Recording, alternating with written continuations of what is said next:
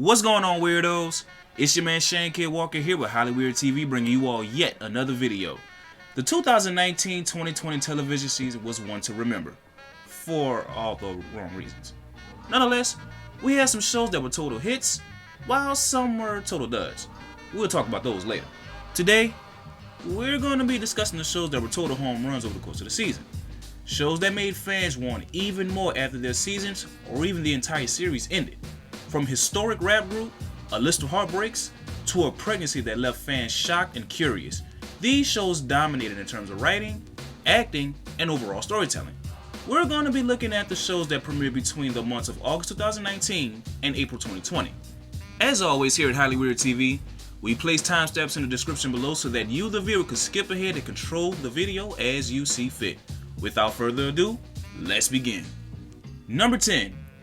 Tang and American Saga. Where to begin with this one? At first glance, viewing this show could be a bit of an eyesore for viewers. Here's how. The casting leaves a bit to be desired, as this show is based on the infamous Wu-Tang Clan. Casting aside, however, the story arc is amazing. For the first time ever, fans of the legendary rap group get to see each member in a different light. The show parallels the group's actual rise to prominence, as in reality, the Wu-Tang Clan will go on to be one of the most unlikely heroes in hip-hop. It's dramatic, it's happy, it's sometimes heart-wrenching. Overall, it is one of HollyWeird's most recommended shows to watch. Number 9. The Simpsons. It is far removed from The Simpsons of old, after the whole buyout by Disney thing. Nonetheless, The Simpsons somehow find a way to up their game as they still remain ageless. This past season was a deeper jab at society that The Simpsons are known for, making it more suitable for the current timeline that we are all living in. From teaching the kids of Springfield Elementary their own version of STEM, to Marge becoming a lumberjill, it wasn't the best season on record by any means, but it performed well enough to net a spot on our list among the best. Number 8. Dark Side of the Ring. Okay, weirdos, no jokes to be made here, as this show profiled the darkest incidents in the world of professional wrestling. Dark Side of the Ring goes behind the scenes and explores the truth about what actually happened to those who have either passed on or been involved in a deep controversy. A moment that stuck out to me personally was during the episode that profiled the death of Owen Hart. Jim Cornette, who's a wrestling historian as well as a former on-screen talent and booker, shared what he claimed to be Owen's final words. As Owen was falling, the last thing you could hear him say was "look out." This was a reference to the well-talked-about character of the late great Owen Hart. This episode, along with the two-part episode profiling the murder-suicide of Chris Benoit, were among the highest rated of the past season of the series. Number 7. Family Guy. Just like The Simpsons, we are far removed from the Family Guy of old, but again, it's still fun enough to be considered among the best of the entire season. Of course, it is filled with all of the Family Guy shenanigans that we have all become familiar with, but with a bit of a twist. Again, Disney purchased 20th Century Fox and all of its assets. As a result, things have been a bit watered down. However, not watered down enough to dilute the actual product. Family Guy is known for pushing the envelope and not pandering to the sensitivity of its viewers. Actual good television. Anyway, this season was no different in terms of that. Number 6. Little Fires Everywhere. Based on the novel of the same name, Little Fires Everywhere was a wonderland of drama and high stakes. Take two women from two totally different backgrounds, add children and a disgruntled husband, and you yield magic. From start to finish, this Hulu original kept fans wondering, what's the cause of all of this? The friction in the suburbs and the rising tension between mother and daughter spearheaded the show's plot and made the overall story arc seem more like mere child's play. The show also raises the question, what would you do if you lose it all? Number 5. High Fidelity. Zoe Kravitz leads this coming-of-age / romance / comedy / drama and leads it well. Just like her mother did in the 80s. See what I did there? Anyway, this show has it. And what I mean by it, I mean it has the total package. From the opening scene in episode 1 to the final scene in episode 10. Viewers worry about the psyche of Kravitz's character Rob. Fed up with having her heart broken by both sexes, although she cheated on her boyfriend, she devises a method of coping called her list of heartbreaks. But the coping mechanism proves to be counterproductive, as it only reminds her of past feelings. This show is what this generation needs in the current climate. It depicts how the heart and mind could defy one another and cause chaos in your life.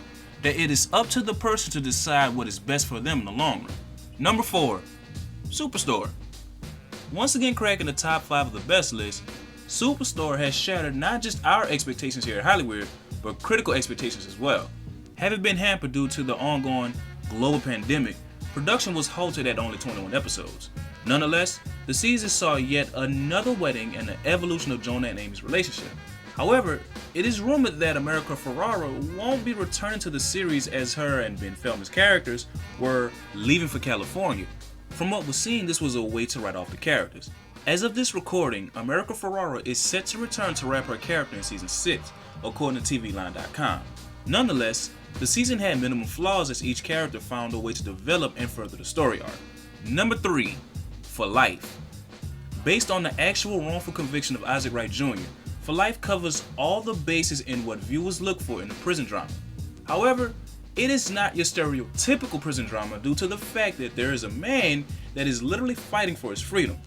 Having taken the law into his own hands, Aaron Wallace not only represents himself, but others within the prison. The only thing the show suffers from is a lack of finality, and for obvious reasons.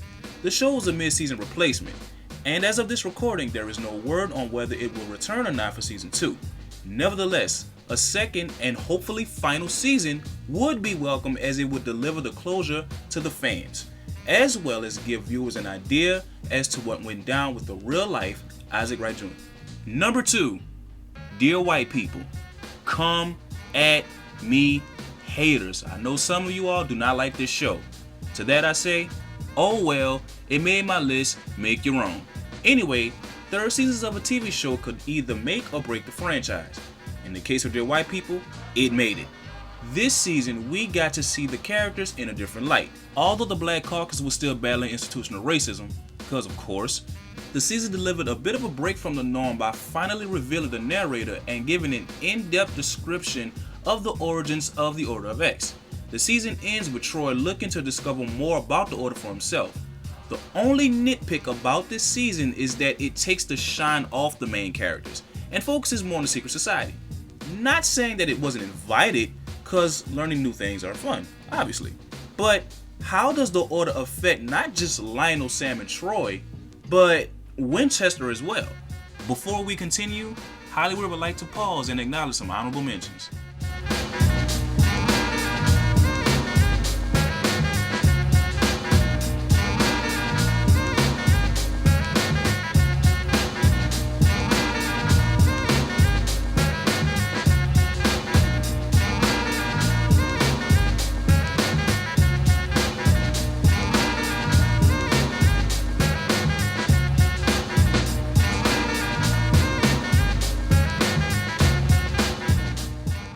Number 1, Insecure. The wait was worth it. Nearly 2 years after the last season ended, we pick up where we didn't expect to, and let's just say, things are about to change, but for the worse. Set mostly in flashback, the season of Insecure was a dramatic shift in formula compared to the seasons of the past. Instead of Issa not knowing who she is, it is Molly who's the one that's conflicted. As a result, the friendship suffers. Either way, the character development with each character was so well done that the cast is more of an ensemble instead of focusing solely on Issa. A welcome change to a show that didn't really need to switch in pace. Do you all agree? If so or if not, please tell us about it in the comment section below. If you have any ideas on what we should do next, by all means, leave your recommendations in the comment sections as well. Yeah, we actually read those things and we do give shoutouts to the recommenders. Tomorrow on HollyWeird TV, we're going to release the inverse of this list and reveal the top 10 worst shows of the 2019-2020 season.